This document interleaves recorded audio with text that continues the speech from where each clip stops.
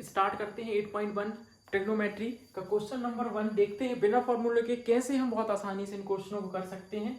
देखिए हमें क्वेश्चन में गिवन है एक बात कि एक ट्राइंगल है ABC जिसमें उसका राइट एंगल कहाँ पर है, एंगल B पर है। तो मैंने यहाँ पे राइट एंगल बना दिया और A और C मैं अपने हिसाब से कहीं पे भी ले सकता हूँ, उसमें कोई बात नहीं है। तो मैंने यहाँ A यहाँ C ले लिया तो मेरा एक ट्राइंगल बन गया ABC जहाँ पर B राइट एंगल है। ये सारी बात क्वेश्चन में गिवन थी। इसके बाद आप देखेंगे कि AB इज इक्वल टू कितना है 24 सेंटीमीटर। तो यहाँ पे आपका AB बन जाएगा कितने 24 सेंटीमीटर और BC है आपका 7 सेंटीमीटर। आप देखेंगे ट्रिग्नोमेट्री में आने से पहले आप देखिए इस ट्राइंगल में आपको एक चीज की कमी लगती होगी। वो चीज क्या है? वो चीज है कि हमें इसमें एक साइड और नहीं पता। पहले चलते हैं उस साइड को पता करने। तो ये तो आप लोगों ने बहुत पहले से पढ़ा है कि अगर हमें दो साइड पता है और हम थर्ड साइड कैसे पता करेंगे। इस ट्राइंगल में हम क्या लगाएंगे, इस ट्राइंगल में हम लगाएंगे पाइथागोरस थ्योरम। तो आप लिखेंगे in triangle ABC by Pythagoras theorem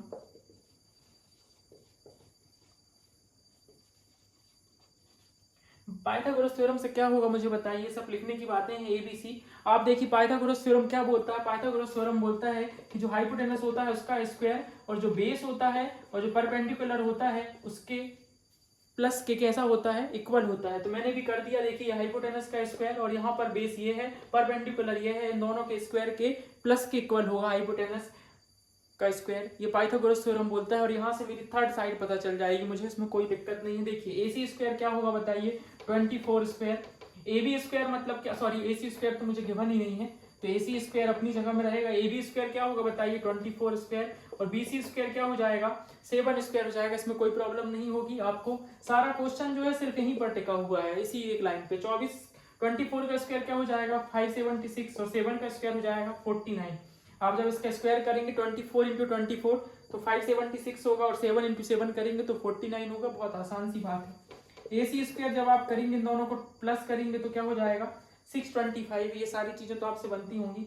ये किसका स्क्वायर होगा बताइए। आपने अगर फर्स्ट चैप्टर नहीं देखा है तो फर्स्ट चैप्टर जाइए, देखिए प्लेलिस्ट बनी हुई है, बहुत सारे 149 व्यूज हैं उस पर, तो आप जाके देखिए तो आपको पता चलेगा कि कैसे हम 625 को निकालेंगे। बहुत ज्यादा व्यूज नहीं है, ठीक है।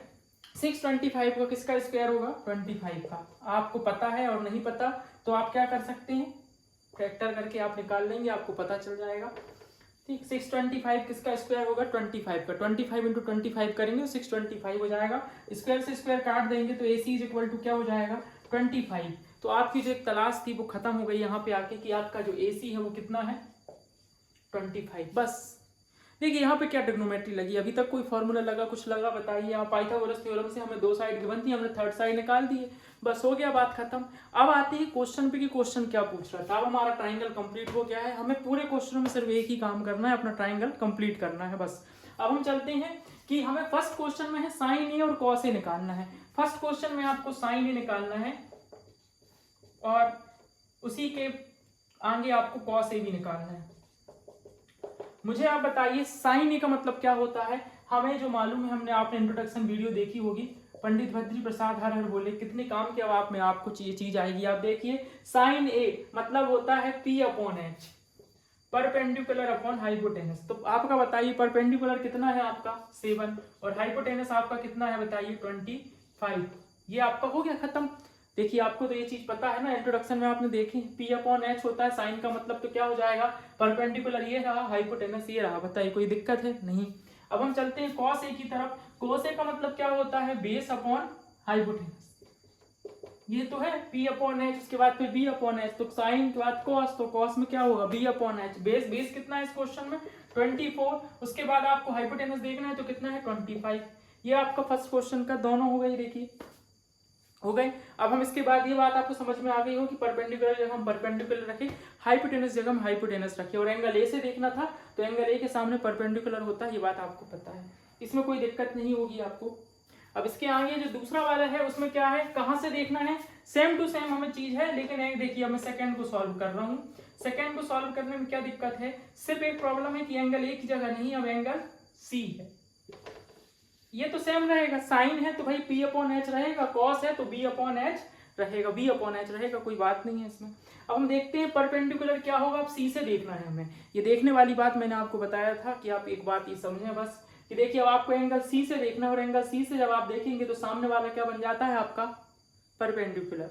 और ये जो रहता है बेस। आप यहाँ से देखेंगे, अगर मान लो आपको एंगल सी से देखना तो आप यहाँ से लटक के थोड़ी देखेंगे, उसके लिए आपको बेस चाहिए ना, आप बेस में खड़े होकर देखेंगे। तो ये एक बेस है आपका, समझिए, और आप यहाँ से देख रहे हैं तो इसके सामने क्या है, परपेंडिकुलर है। तो ये आपकी साइड परपेंडिकुलर हो जाएगी और ये वाली साइड आपकी क्या हो जाएगी,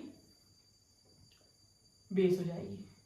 और ये जो आपकी हाई साइड है क्या है, हाइपोटेनस, तो सेम रहेगा, कोई दिक्कत नहीं है। अब मुझे बताइए P अपॉन एच, परपेंडिकुलर कितना है इसमें 24 सी से देखने पे, और हाइपोटेनस कितना है 25। अब मुझे बताइए बेस कितना है, बेस 7 है, और हाइपोटेनस कितना है आपका 25। तो हो गया आपका ये क्वेश्चन बिना किसी फॉर्मूले से। अगर आप समझ में आया होगा तो आप लाइक करिए, और नहीं समझ में आया है तो कमेंट करिए कि हमें समझ में नहीं आया है। आप देखते हैं अगला क्वेश्चन अपनी अगली वीडियो में, और देखेंगे बिना किसी फॉर्मूले से हम अपने सारे क्वेश्चन कर देंगे इसमें।